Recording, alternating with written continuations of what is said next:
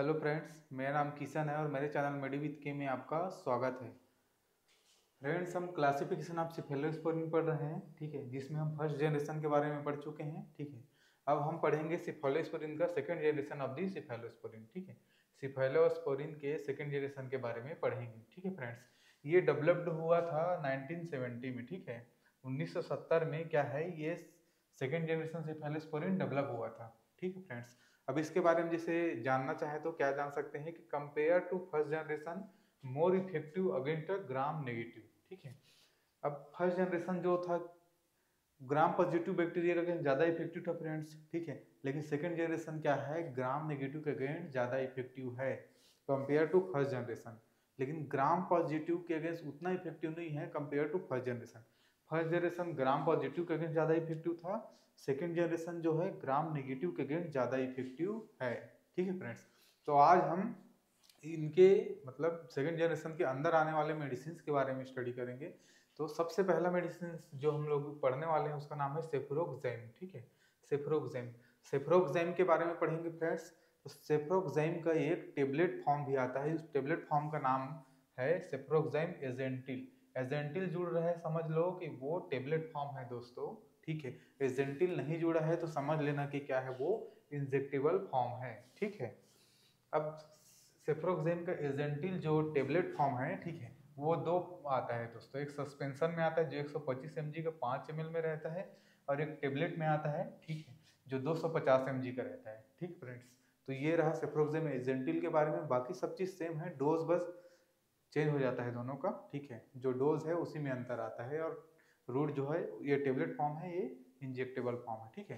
तो सेफ्रोक्सेम के बारे में डिटेल से पढ़ लेते हैं दोस्तों, ठीक है, जिसमें डोज चेंज होगा, बाकी सब चीज दोनों का सेम ही रहेगा, ठीक है फ्रेंड। मैकेनिज्म ऑफ एक्शन देख लेते हैं। तो मैकेनिज्म ऑफ एक्शन में क्या है, ठीक है, जैसे कि मैंने बताया कि सेकेंड जनरेशन की जितनी भी मेडिसिन है वो ग्राम पॉजिटिव के अगेंस्ट, ठीक है, थोड़ा सा पुअर रहेगा compare to first generation. First generation gram positive के अगेंस्ट ज्यादा इफेक्टिव था, सेकेंड जनरेशन ग्राम पॉजिटिव के अगेंस्ट थोड़ा कम इफेक्टिव रहेगा, और ग्राम नेगेटिव के अगेंस्ट थोड़ा ज्यादा इफेक्टिव रहेगा कंपेयर करें अगर फर्स्ट जनरेशन से, तो ठीक है फ्रेंड्स। तो ये मान के चलते हैं तो ग्राम नेगेटिव के अगेंस्ट सेकेंड जनरेशन क्या है, ज्यादा इफेक्टिव है, ठीक है। फिर ये क्या करता है, inhibit bacterial cell wall synthesis.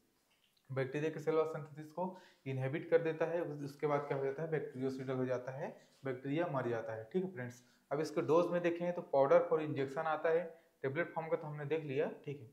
Injection में 750 mg का आता है, 1.5 ग्राम का आता है, 7.5 ग्राम का भी आता है दोस्तों, ठीक है। इसको थोड़ा थोड़ा करके लगाना रहता है, ठीक है फ्रेंड्स। रूट्स देख लेते हैं। रूट्स में क्या है, आईवी और आईएम, ठीक है। उसका डोज ओरल है, इसका आईवी आईएम है, ठीक है। इंडिकेशन यूजेस देख लेते हैं, कौन कौन से कंडीशन में इन मेडिसिन को दे सकते हैं, सिप्रोक्साइम और सिप्रोक्साइम एजेंटाइल को, ठीक है फ्रेंड्स। तो सबसे पहला कंडीशन है फेरेंजाइटिस। फेरेंजाइटिस में क्या है दोस्तों, फेरेंजियल लेयर में जितने भी बीमारी में आइटिस लगेगा, आइटिस आएगा, वो समझ लीजिए कि इन्फ्लेमेशन के बारे में बात कर रहे हैं। इन्फेक्शन हुआ है, उसके कारण से इन्फ्लेमेशन हुआ है, ऐसा समझ जाइएगा। तो फेरेंजाइटिस मतलब फेरिंस लेयर में, फेरेंजाइटिस मतलब क्या है, जो फेरिंस है उस फेरिंस में क्या है, इन्फ्लेमेशन, इन्फेक्शन हुआ है, ठीक है। तो उस कंडीशन में भी सेफ्रोक्सेम दे सकते हैं। टोंसिलाइटिस मतलब टोंसिल में इन्फ्लेमेशन हुआ है इन्फेक्शन के कारण, तो उसमें भी सेफ्रोक्सेम दे सकते हैं। साइनोसाइटिस, साइनोसाइटिस मतलब साइनस में हुआ है, तो उसको क्या करते हैं, साइनोसाइटिस में, ठीक है, साइनस में हुआ है, तो उस कंडीशन में भी सेफ्रोक्सेम दे सकते हैं, ठीक है। क्रोनिक ब्रोंकाइटिस, ब्रोंकाइटिस मतलब ब्रोंकियल, ब्रोंकियल जो है ना, ठीक है, ब्रोंकियल्स में हुआ है, ठीक है। तो उस कंडीशन में क्या है, इस मेडिसिन को दे सकते हैं। गोनोरिया एक सेक्सुअल ट्रांसमिटेड डिजीज है, तो उसमें भी दे सकते हैं, ठीक है दोस्तों। अनकम्प्लिकेटेड यूटीआई और अनकम्प्लिकेटेड निमोनिया, ठीक है, उस कंडीशन में भी सेफ्रोक्साइम का यूज होता है। स्किन इन्फेक्शन में भी देते हैं। ओटाइटिस मीडिया, ओटाइटिस मीडिया मतलब मिडिल ईयर का इन्फेक्शन है वो, तो इस कंडीशन में भी सेफ्रोक्साइम देते हैं, ठीक है फ्रेंड्स। ये रहा इंडिकेशन और यूजेस के बारे में। आप देख लेते हैं कॉन्ट्रा इंडिकेशन। तो कॉन्ट्रा इंडिकेशन में मेन समझ लीजिए दोस्तों कि अगर पेशेंट को, ठीक है, सेप्रोक्साइम से एलर्जी है, तो उस कंडीशन में क्या करेंगे, सेप्रोक्साइम नहीं देंगे, ठीक है फ्रेंड्स। और एक चीज वार्निंग समझ लीजिए आप, उसका कॉन्ट्राइंडिकेशन ही समझ लीजिए, ठीक है। जिनको भी किडनी और लीवर की डिजीज है, किडनी और लीवर की प्रॉब्लम है, वो कोई भी मेडिसिन लेने से पहले एक बार डॉक्टर की सलाह जरूर लें, ठीक है, एक बार चेकअप जरूर करा लें, ठीक है फ्रेंड्स। उसके बाद नेक्स्ट आगे बढ़ते हैं साइड इफेक्ट की तरफ। तो इस सेप्रोक्साइम का साइड इफेक्ट क्या क्या हो सकता है, इसको 3 भाग में डिवाइड किया हूँ दोस्तों, एलर्जिक रिएक्शन, इंट्रा एब्डोमिनल, ठीक है, अदर, ठीक है। तो इंट्रा एब्डोमिनल और अदर, एलर्जिक रिएक्शन में क्या आता है, रेसेस, इचिंग, इंट्रा एब्डोमिनल में क्या आता है, नोजिया, वोमिटिंग, डायरिया, ठीक है फ्रेंड्स। अदर में देख लेते हैं, फीवर आ सकता है, चिल्स आ सकता है, कमजोरी लग सकता है, चेस्ट पेन, चेस्ट में दर्द हो सकता है, ठीक है, डिजीनेस लग सकता है, और सीजर, डिजीनेस मतलब चक्कर आना, सीजर मीन्स क्या है, कन्वल्सन्स, ठीक है, मिर्गी की अटैक बोलते हैं इसको, इस टाइप का मिर्गी टाइप का आ सकता है, ठीक है फ्रेंड्स।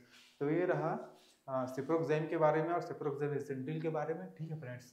नेक्स्ट वीडियो में इसका दूसरे मेडिसिन के बारे में पढ़ेंगे। ये वीडियो अच्छा लगा होगा तो वीडियो को लाइक कर दीजिएगा, चैनल को सब्सक्राइब कर दीजिएगा। Thank you so much.